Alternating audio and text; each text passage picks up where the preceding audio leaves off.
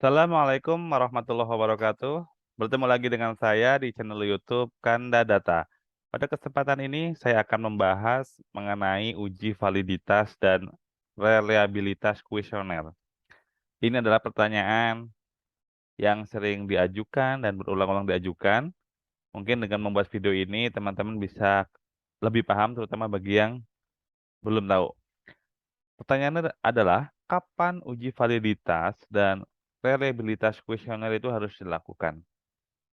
Oke, kita akan membahasnya satu persatu. Namun sebelum itu saya informasikan kepada sobat semuanya untuk terus mendapatkan update notifikasi video terbaru. Silakan klik tombol merah di bawah, klik subscribe dan aktifkan gambar loncengnya. Baik, yang pertama yang kita lihat adalah mengapa harus menyusun kuesioner. Jadi, kuesioner itu adalah identik dengan penelitian survei. Seperti kita ketahui bahwa penelitian itu berdasarkan jenisnya dapat dibagi menjadi penelitian survei dan penelitian eksperimen. Jadi kalau penelitian survei itu, ya kita akan mengambil data dari lapang, dari peternak, atau dari konsumen, atau dari petani, nelayan, dan sebagainya. Berbeda kalau kita melakukan penelitian eksperimental. Jadi kalau eksperimental ya kita melakukan percobaan. Misalkan kita menggunakan rancangan acak lengkap, rancangan acak kelompok, dan sebagainya. Sampai kita bisa mengambil kesimpulan ya, mengambil data berapa kali ulangan dan sebagainya.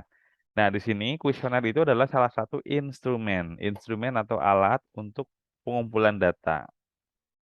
Memang kalau dalam bidang agricultural economics itu atau di bidang sosial ekonomi, kita bisa melihat ada 3 sumber data, bisa dari data primer, data sekunder, dan data panel.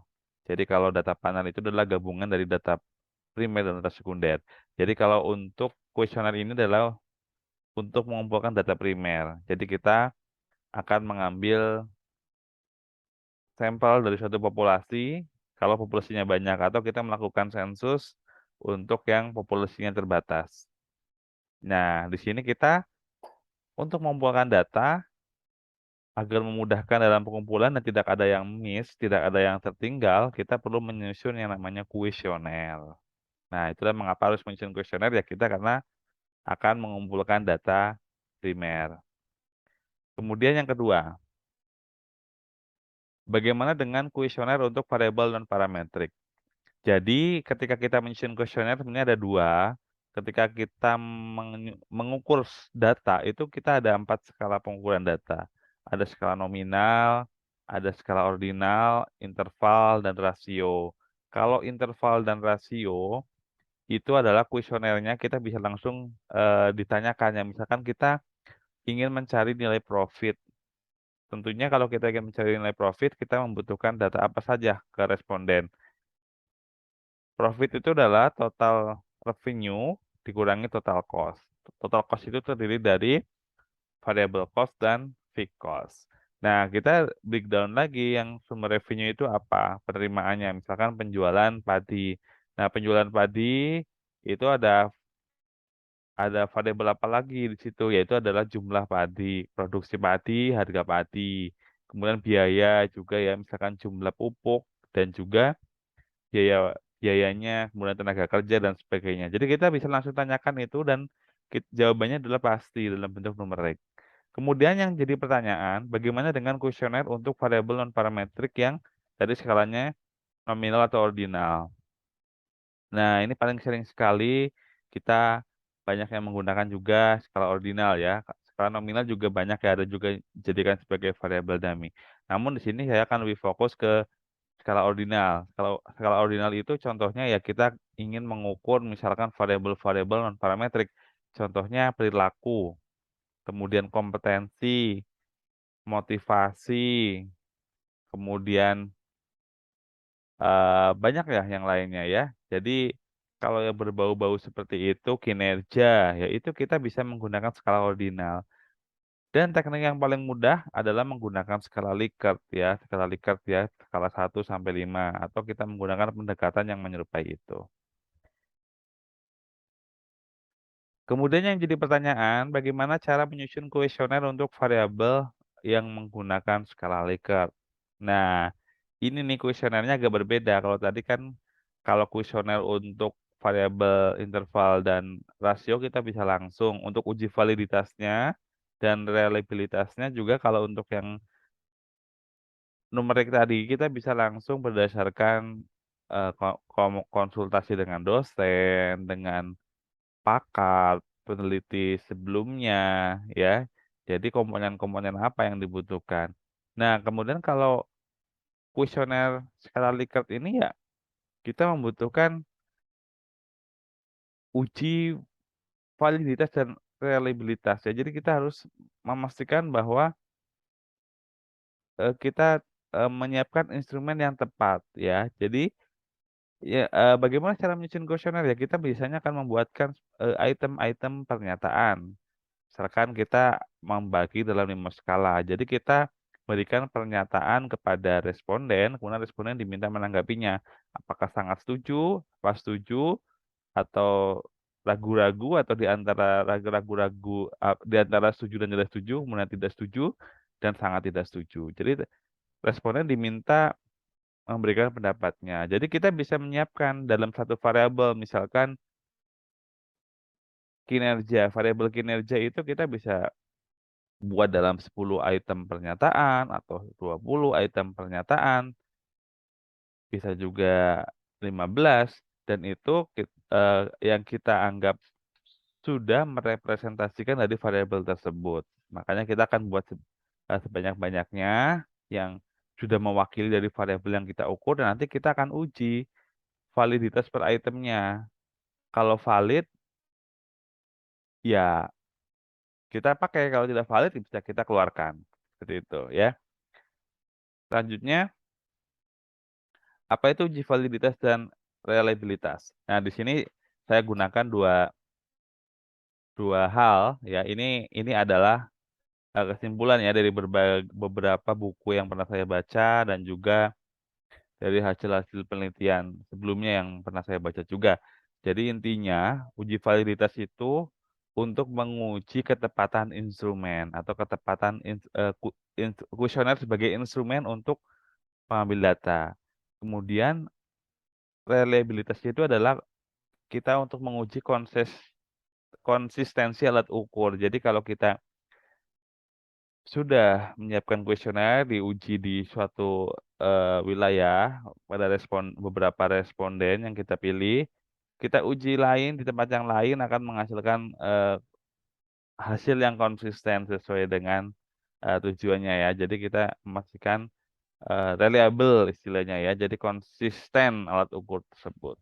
Jadi kalau beberapa banyak definisinya, tapi intinya itu adalah uji validitas dan reliabilitas itu adalah untuk menguji ketepatan instrumen dan konsistensi alat ukur.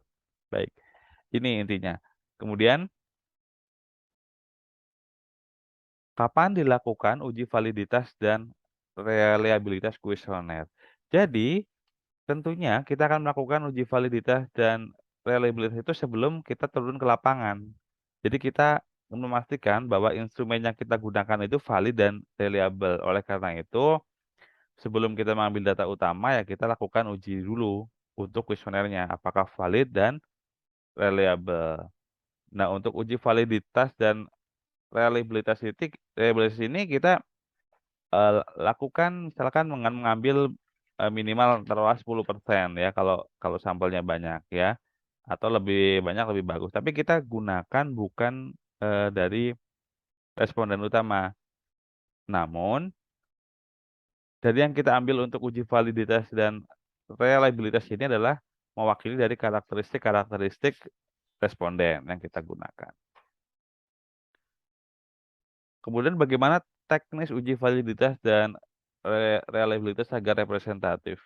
Jadi teknisnya ya kita akan melakukan uji, validitas dan reliabilitas. Kita bisa menggunakan SPSS atau kita hitung secara manual. Di channel ini ada beberapa video yang telah saya share, yaitu bagaimana teknis uji validitas dan reliabilitas. Silakan bisa dicek. Namun, yang perlu digarisbawahi adalah ketika ada beberapa item yang tidak valid, ya kita keluarkan. Makanya kita, atau kita kalau kita buatnya cuma sedikit daripada kita bolak-balik ke lapangan ya, kita sudah menyiapkan ternyata tidak valid, kita ngambil, data lagi, mending kita kumpulkan variabel yang banyak, maksudnya item pernyataan yang banyak, yang kira-kira merepresentasikan dari variabel yang kita ukur. Nanti kalau ada yang, sekiranya banyak beberapa item yang tidak valid, ya kita bisa keluarkan. Jadi masih ada variabel-variabel lain gitu ya. Kemudian, ini udah saya jawab ya, jadi bagaimana jika hasilnya ada item pernyataan yang tidak valid? Itu ada 2 hal, kita mempersiapkan banyak item, udah kita ujikan di lapangan, kita bisa keluarkan yang tidak valid. Cara yang kedua, ini adalah kalau kita menyiapkan item yang terbatas, kemudian ternyata banyak sekali yang tidak valid, ya kita harus ke lapangan lagi ya. Jadi kita mengambil sampel lagi untuk uji validitas dan reliabilitas dengan memperbaiki kuesioner terlebih dahulu. Dan untuk memudahkan, kuesioner itu sebenarnya kita bisa merujuk pada kuesioner-kuesioner sebelumnya, ya, kalau yang mirip-mirip gitu ya. Jadi di situ kita bisa kembangkan dari situ, tapi tentunya kita menyebutkan sumbernya ya. Jadi kita kembangkan, intinya apa, idenya apa, kita tambahkan dari ide kita. Nah, itu tidak apa-apa ya, tapi menyebutkan kuesioner sumbernya dari mana. Nah, karena kita ngambil idenya ya, meskipun kita parafrase, tapi kalau idenya sama ya ya, kita harus, menyampaikan ya bahwa ini idenya dari si A, si B, si C ya gitu. Apa selanjutnya yang dilakukan ketika hasil uji validitas dan reliabilitas sudah dinyatakan valid dan reliable. Jadi kalau, instrumennya sudah tepat ya dan juga konsisten atau dinyatakan valid dan reliable, ya silakan. Kuesioner itu sudah bagus, sudah bisa digunakan untuk, mengukur variabel yang akan kita gunakan, diukur dalam penelitian, ya silakan langsung ke lapangan. Kita ambil sampel sesuai dengan metode pengambilan sampel yang telah kita tetapkan pada penyusunan proposal. Jadi ambil berapa sampel, apakah dengan metode simple random sampling atau stratified random sampling dan sebagainya ya, itu saya kira teman-teman pasti sudah merancang ya untuk, hal tersebut. Baik, demikian yang dapat saya sampaikan, semoga bermanfaat. Terus dukung channel ini dengan cara like, subscribe, dan share. Sampai jumpa di video-video edukasi selanjutnya. Salam sehat selalu. Assalamualaikum warahmatullahi wabarakatuh.